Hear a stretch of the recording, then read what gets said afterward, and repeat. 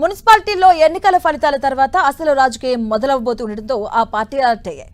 Chairman, మేయర్ల ఎంపిక కావాల్సినటువంటి magic figure కోసం ప్రతిపక్ష బీఆర్ఎస్ ముందస్తు జాగ్రత్తలు తీసుకుంటుంది.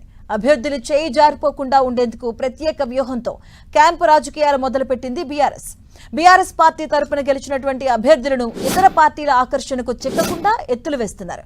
ఇక అందుకోసం క్యాంపు రాజకీయాలకు తెరలేపారు. ఇప్పటికే సూర్యాపేట లాంటి మున్సిపాలిటీలో పార్టీ అభ్యర్థులను క్యాంపుకు తరలించారు. మరోవైపు పోలింగ్ తర్వాత వచ్చినటువంటి ఎగ్జిట్ పోల్స్ ప్రకారం పోటాపోటీగా ఉన్న మున్సిపాలిటీలపై ప్రత్యేక దృష్టి పెట్టింది బీఆర్ఎస్ అధిష్టానం. ఇలా పోటాపోటీగా ఉన్న మున్సిపాలిటీల్లో అభ్యర్థుల గెలుపుతో సంబంధం లేకుండా పోటీ చేసిన అందరూ అభ్యర్థులను క్యాంపుకు తరలించాలని ప్లాన్ చేసింది.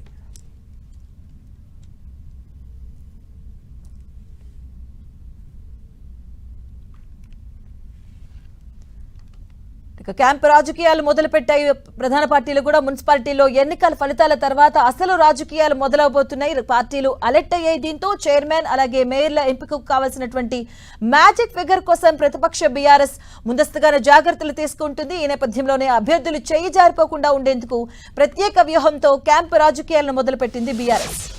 ఇక బీఆర్ఎస్ పార్టీ తరపున గెలిచినటువంటి అభ్యర్థులను ఇతర పార్టీల ఆకర్షణకు చిక్కకుండా ఎత్తులు వేస్తూ ఉన్నారు అధిష్టానం. అందుకోసం క్యాంపు రాజకీయాలకు తెరలేపారు. ఇప్పటికే సూర్యాపేట లాంటి మున్సిపాలిటీలో పార్టీ అభ్యర్థులను క్యాంపుకు తరలించారు. మరోవైపు పోలింగ్ తర్వాత వచ్చినటువంటి ఎగ్జిట్ పోల్స్ ప్రకారం పోటాపోటీగా ఉన్న మున్సిపాలిటీలపై ప్రత్యేక దృష్టి పెట్టింది బీఆర్ఎస్.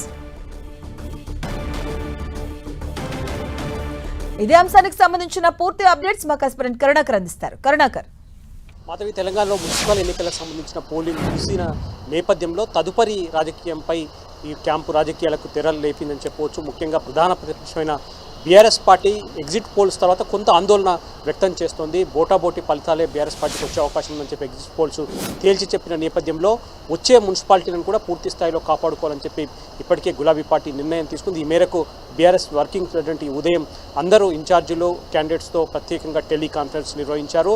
ఇదైతే రేపు ఫలితాలు వెలువడబోతున్నాయి. ఈ నేపథ్యంలో గెలుపు అభ్యర్థులు ఎవరైతే ఉన్నారో గెలిచిన అభ్యర్థులు చేజారిపోకుండా గట్టిగా నిర్ణయం తీసుకోవాలని చెప్పి ఇప్పటికీ అధికారులు ఆదేశించిన పరిస్థితిని మనం చూస్తున్నాం. కాబట్టి ఎవరైతే ఈ రేపు ఎన్నికల్లో గెలుస్తారో అభ్యర్థులు, కౌన్సిలర్లు కావచ్చు లేకపోతే కార్పొరేటర్లు కావచ్చు, వాళ్ళందరూ మ్యాజిక్ ఫిగర్ దగ్గరగా లేకపోతే వాళ్ళందరూ కూడా చేజారిపోయే అవకాశం ఉందని చెప్పి బీఆర్ఎస్ పార్టీ కొంత ఆందోళన వ్యక్తం చేస్తోంది. కాబట్టి ఎక్కడికక్కడ పూర్తి స్థాయిలో అభ్యర్థులను క్యాంపుకు తరలిస్తున్న పరిస్థితి మనం చూస్తున్నాం. సూర్యాపేటలో ఇప్పటికే పూర్తి స్థాయిలో బీఆర్ఎస్ పార్టీకి సంబంధించిన అభ్యర్థులందరినీ కూడా క్యాంపుకు తరలించిన పరిస్థితిని మనం చూస్తున్నాం. మిగతా చోట్ల కూడా ఎక్కడెక్కడైతే బోటాబోటీ మెజార్టీ వస్తుంది, అంటే ఈ మ్యాజిక్ ఫిగర్కు దగ్గరగా కాకుండా కొంత తక్కువ మెజార్టీ వస్తుందన్న అనుమానం ఉందో అక్కడ మున్సిపాలిటీలో పూర్తి స్థాయిలో పోటీ చేసిన అభ్యర్థులందరినీ కూడా క్యాంపులకు తరలిస్తున్న పరిస్థితిని మనం చూస్తున్నాం. కాబట్టి ఇన్ఛార్జీలకు చాలా స్పష్టంగా కేటీఆర్ ఆదేశాలు జారీ చేశారు. ఎవరైతే పోటీ చేస్తారో అభ్యర్థులు వాళ్ళందరూ కూడా పూర్తి స్థాయిలో వాళ్ళందరినీ రక్షించాల్సిన బాధ్యత ఇన్ఛార్జీలు అని చెప్పి చాలా స్పష్టంగా కేటీఆర్ ఆదేశించారు. కాబట్టి 16వ తారీఖు మేయర్లు, చైర్మన్ల ఎంపిక సందర్భంగా ఎవరైతే గెలిచిన అభ్యర్థులు ఉన్నారో వాళ్ళందరూ కూడా అధికార కాంగ్రెస్ కావచ్చు, బీఆర్ఎస్, బీజేపీ కావచ్చు, ఏదైతే మేయర్లు తర్వాత చైర్మన్ల ఎంపికకు సంబంధించి ఆ సమయంలో మ్యాజిక్ ఫిగర్కు దగ్గరగా ఉండే అభ్యర్థులు చేజారిపోకుండా చాలా జాగ్రత్తగా ఉండాలని చెప్పి కేటీఆర్ ఆదేశించారు. కాబట్టి ఆ మేరకు బీఆర్ఎస్ పార్టీ ఇన్ఛార్జీలు కావచ్చు, ముఖ్య నేతలంతా కూడా పోటాపోటీ మెజార్టీ వచ్చే మున్సిపాలిటీలన్నింటిలో కూడా అభ్యర్థులందరినీ క్యాంపులకు తరలిస్తున్న పరిస్థితిని మనం చూస్తున్నాం. Thank you Karunakar.